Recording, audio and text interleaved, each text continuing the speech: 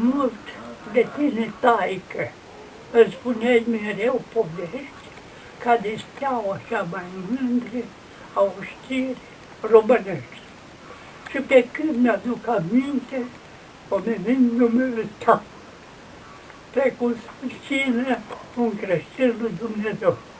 Pânza ta, zicea bătrânul, cu granit pânt și mângânioși, e cinstită ca să juriu Sfânta Domnului Hristos.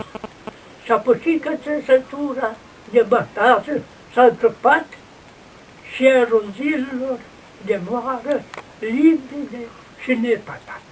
Cine ți-a spus poezia asta bună? Un coleg din armată.